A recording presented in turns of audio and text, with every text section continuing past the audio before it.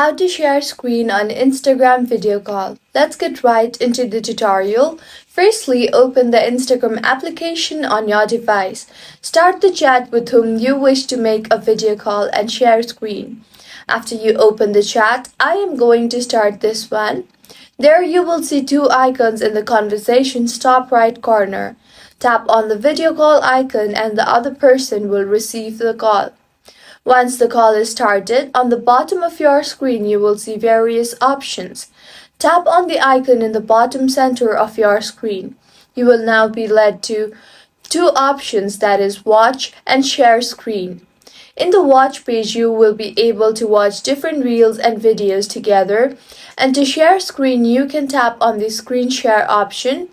And this is how you can easily share screen on your Instagram video call. If you find this tutorial helpful, do subscribe to our channel. Thank you for staying with us until the end.